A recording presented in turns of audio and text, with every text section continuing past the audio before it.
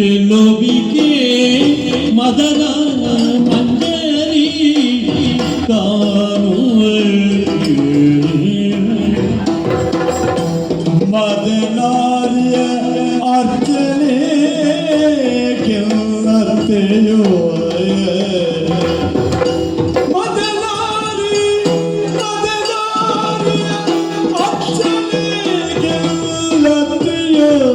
ಸದನದಿ ಸೂಚಿತ ಪತಿವರ ಹೇಳಿದ ಮದನ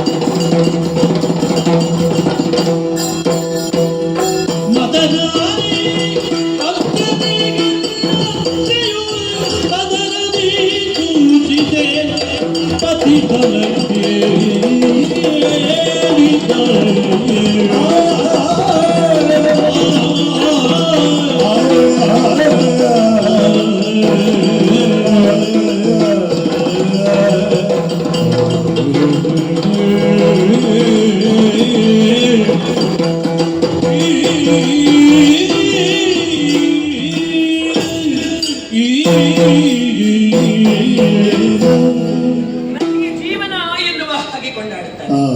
ಅಂತಹ ನದಿಯನ್ನು ಹೆಣ್ಣಿಗೆ ಹೋಲಿಸಿದ್ದಾರೆ. ಎಲ್ಲಿಯೋ ಹುಟ್ಟಿದಂತಹ ನದಿಯನ್ನು ಹರಿದು ಬಂದು ಸಾಗರ ಗರ್ಭವನ್ನು ಸೇರಿಕೊಳ್ಳುತ್ತದೆ. ಅಂತೆಯೇ ಜೀವನಾಡುವಂತಹ ನಾನು ಎಲ್ಲಿಯೋ ಹುಟ್ಟಿದವಳು, ಎಲ್ಲಿಯೋ ಬೆಳೆದವಳು, ಪ್ರವೀರನ ಕೈ ಹಿಡಿದೆ ಬಾಳ ಸಂಗಾತಿಯಾದೆ. ನನ್ನ ಜೀವನ ಪಾವನವಾಯಿತು. ಹೆಣ್ಣನ್ನು ಉಭಯಕುಲ ದೀಪಕರು ಎನ್ನುವ ಹಾಗೆ ಎಲ್ಲರೂ ಕೊಂಡಾಡುತ್ತಾರೆ. ಹುಟ್ಟಿದ ಮನೆಯನ್ನು ಸೇರಿದಂತಹ ಮನೆಯನ್ನು ಬೆಳಗುವಂತಹ ಹೊಣೆಗಾರಿಕೆ ಆಕೆಗಿದೆ. ನಾವು ಹುಟ್ಟಿದ ಮನೆಯನ್ನು ಬೆಳಗಿದವಳು. ನಾ ಹೊಕ್ಕಂತಹ ಈ ಮಾಹಿಷ್ಮತಿ ಪಟ್ಟಣ, ಈ ಹಿಂದೆ ಚಕ್ರವರ್ತಿಗಳಲ್ಲಿ ಒಬ್ಬನಾದಂತಹ ಕಾರ್ಕವೀರ ಅವ ಆಳಿದಂತಹ ಭೂಮಿ. ಈ ಮಾಹಿಷ್ಮತಿ ಪಟ್ಟಣವನ್ನು ಪ್ರಸ್ತುತ ನನ್ನ ಮಾವನಾದಂತಹ ನೀರಧ್ವಜ ಮಹಾರಾಜರು ಆಳಿಕೊಂಡು ಬರ್ತಾ ಇದ್ದಾರೆ. ಸತ್ಯಸಂಧನು ಧಾರ್ಮಿಕನು ಆದಂತಹ ನನ್ನ ಮಾವ ಪ್ರಜೆಗಳನ್ನು ಸೌಖ್ಯದಿಂದ ನೋಡಿಕೊಳ್ಳುತ್ತಾ ಇದ್ದಾರೆ. ಈ ಮನೆಯನ್ನು ಬೆಳಗಿದವಳು ಎನ್ನುವಂತಹ ಆತ್ಮವಿಶ್ವಾಸ ನನಗಿದೆ. ನನ್ನ ಅತ್ತೆಯಾದಂತಹ ಜ್ವಾಲಾ ಮಾತೆ ನನ್ನನ್ನು ಅತ್ತೆಯ ಸ್ಥಾನದಲ್ಲಿ ಮಾತ್ರವಲ್ಲ, ಮಾತೆಯ ಸ್ಥಾನದಲ್ಲಿ ನನ್ನ ಅತ್ತೆಯನ್ನು ನಾನು ಕಂಡುಕೊಂಡವಳು. ಮಂತ್ರಿಯ ಸ್ಥಾನದಲ್ಲಿ ಇದ್ದುಕೊಂಡು ಗಂಡನಿಗೆ ಸಲಹೆ ಸೂಚನೆಯನ್ನಿತ್ತು ಇಲ್ಲಿಯ ಪುರದ ರಕ್ಷಣೆಯನ್ನು ಮಾಡುತ್ತಿರುವವಳು ನನ್ನ ಅತ್ತೆ.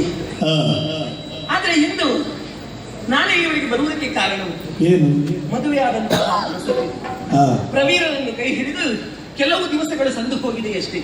ಮದುವೆಯಾದಂತಹ ಹೊಸತರಲ್ಲಿ ನವದಂಪತಿಗಳು ಮಾಡಬೇಕಾದಂತಹ ಕಾರ್ಯವೇನು? ಮೊದಲಾಗಿ ದೇವರ ಸನ್ನಿಧಿಗೆ ಹೋಗಿ ಅರ್ಚನೆಯನ್ನು ಮಾಡಬೇಕು. ಅಂತೆಯೇ ಮದನವೇರಿಯಾದಂತಹ ಪರಮೇಶ್ವರನನ್ನು ಪೂಜಿಸುವುದಕ್ಕೆ ಬೇಕಾಗಿ ಯಾವತ್ತೂ ಅತ್ತೆ ಬರುವವರು. ಆದ್ರೆ ಇಂದು ಹಾಗಲ್ಲ. ನನ್ನ ಅತ್ತೆ ನಮ್ಮಿಬ್ಬರನ್ನು ಕಳುಹಿಸಿ ಕೊಟ್ಟಿದ್ದಾಳೆ. ನೀವಿಬ್ಬರು ಹೋಗಿ ದೇವಾಲಯಕ್ಕೆ ಹೋಗಿ ಅರ್ಚನೆಯನ್ನು ಮಾಡಬೇಕು ಎನ್ನುವ ನನ್ನ ಪತಿದೇವರು ಸೂಚನೆ ನೀಡಿದ್ದಾರೆ. ಬರಬೇಕು ಎನ್ನುವ ಹಾಗೆ ಹೇಳಿದ್ದಾರೆ.